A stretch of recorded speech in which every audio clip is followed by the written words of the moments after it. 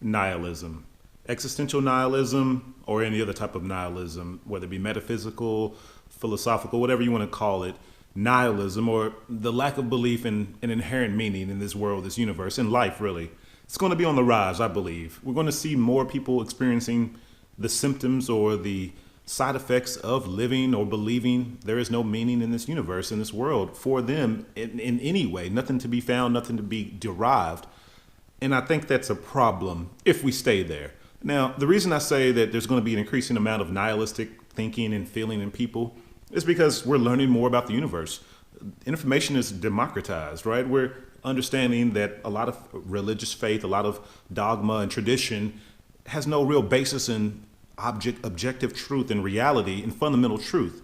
So what we're getting to is a point where we are beginning to understand earlier and earlier in life, younger and younger people are starting to realize that the traditions and the stories they've been told aren't rooted and founded in anything that is objectively real that they can verify and vet and then place some hope for meaning upon.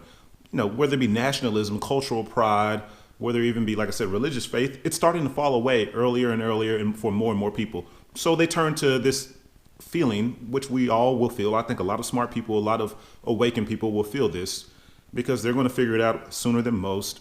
And you're going to have this feeling, a lot of people have this feeling of dread, of depression, of loss, really, because nothing matters, right? What are we going to do with that? And there can be some serious symptoms and side effects. And depression is one, a severe form of depression from not believing that there's any meaning to life, any meaning to their existence or your existence, or any meaning to be found, right?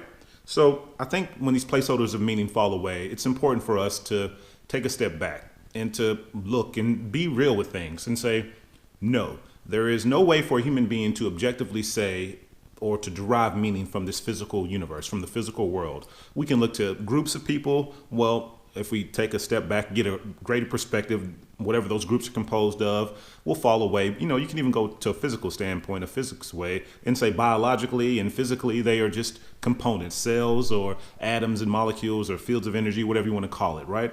So everywhere we turn, everywhere we look and hope to find some fundamental and real and true meaning in this universe, we're going to fail. We're going to have that fall, and depression is going to come about. So some people would say, just be strong. Just be strong and accept nihilism is just a fact of life. Nihilism is just an inherent feature in human existence. And I reject it. I say, don't do that. Don't try to exist nihilistically and say, there is no meaning and I'm just going to carry on and be strong. I say the way to fight and battle and combat nihilism and depression as a result is to create your own meaning, to inject and impose your own meaning onto your life and onto this world, into this universe. And when people say that, it says, well, you're just making up stuff. Well, in a way, you are just making up stuff, but it means something to you. It's real. It's something you've composed. And I think people can say, well, there's no point to what I do really, so how can I find meaning in that? That is not the point. That is not what I'm saying. You should look at the universe being devoid of meaning as being an opportunity, a blank slate, a canvas, a clean and empty canvas, right?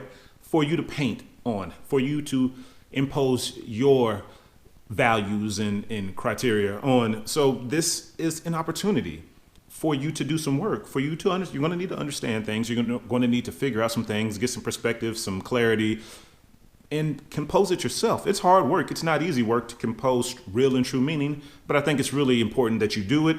And if you're feeling depressed, then it's something that you probably have not done, right? If you feel any long-lasting depression, I'm not saying that once you create meaning, you won't have the possibility or potential to be depressed. I'm simply saying that if you've created real meaning, that depression is unlikely to sustain itself because you have a purpose for existing and moving forward as you see it. So we have this opportunity to create lives of our own. There is no obligation to be a certain way, to do a certain thing. There is nothing imposed on us that we should do, no rules or no guidelines we should be following because there is no meaning out there. So we're free to do as we choose. Now, I think the only thing to remind yourself of when you've created real and true meaning, to continually remind yourself of, is that you can't hand this to anyone else. And you definitely can't impose this upon anyone else because your meaning is your meaning and they need to create their own meaning. It may be very similar. There may be a lot of overlapping agreement between your meaning and their meaning, but you can't give it to someone else because it won't be meaning. It'll be dogma, obligation, and rules, once again, which is what we know there shouldn't be any of. There's not fundamentally anyway. We create them because they're useful, We create them because they're meaningful, but there's no absolute rightness to any of these things that we have put forth. So we can't impose them upon anyone, and we should refrain from even thinking about doing that. Well, at the end of the day, what we want to come to is real and true meaning. If you create real and true meaning, then you will see that it stands the test of time, that you want to believe it so strongly that you want to give it to someone else. You want to believe it so strongly that you can't wait to tell other people what you've created, what you figured out, what you found, but you just need to check yourself. Now, when I say that depression won't sustain itself, what I'm saying is it's knowing the utility and the benefit of creating and having meaning in your life can cause you to rush toward it and rush into it and say, this is what I found, this is what it's about, and I'm ready to get on with it. Well, of course, you want to be there already and be over the hard part, but refrain from that if you can, because the meaning that you create will need to sustain you for a long period of time until it's replaced by stronger and more true meaning. So always default back to a place of less than 100% in absolute certainty. Because when you go forward without really doing the work, when you go forward without really doing the structural foundational building of creating meaning, something that is understood intellectually and internally so strong that you want to give it to someone else, when you shortcut that work, you are putting yourself in jeopardy of having it fail you in the future, having it come up short or fail to provide the sustained benefits and keeping depression at bay. So always check yourself, become so certain that you would love to hand it to someone else, but be strong enough to refrain from doing so. And this is how we combat nihilistic depression. This is how we combat depression in a world that is going to continually seem less fundamentally real and hold less hope external to our own minds and hearts, right? Hold less hope for anything to grant us a purpose in life. We need to be the ones doing that. We need to impose our intellect, our mind, our hearts, our talents onto this universe, onto this world, instead of vice versa. Looking out to a physical and unfeeling and cold universe that may be nothing more than physical happenings and quantum fluctuations, it's just going to spell disaster and doom. Every level above that you think holds meaning, if it's outside of you and it's not something that you have found meaning in and created with the notion that there is no absolute meaning, every time you do that, you're putting yourself in jeopardy because new information will come in, update that thing that you've defaulted your meaning to hold and grant you meaning. It will update, and then your perspective in the relationship to that thing may change, and then lo and behold, you're out in the cold again because this thing that you once thought was meaningful has been proven through new experience and new information to not be fundamentally meaningful and a source of motivation and purpose for your life. So be careful.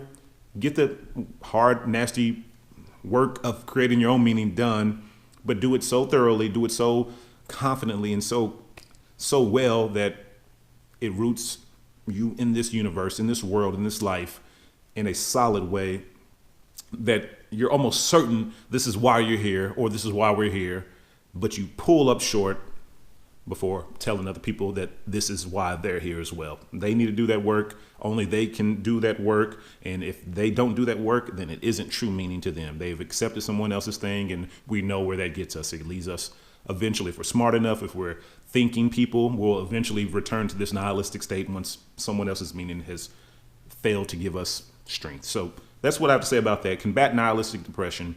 Think, understand, create, build meaning. This is an opportunity. This is not a punishment. This is not a terrible thing, a fate that's been placed upon humanity. This is an opportunity for you to figure it out and make of it what you will.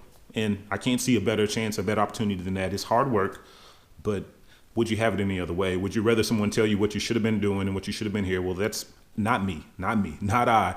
That is terrible. That is hell for me to be placed here in this universe, and from my perspective, from the way I see it, with something that I should be doing, that someone else told me I should be doing. I don't want anyone to tell me what I should be doing with my entire existence. I kind of like this autonomy, this freedom. Yes, it's freedom.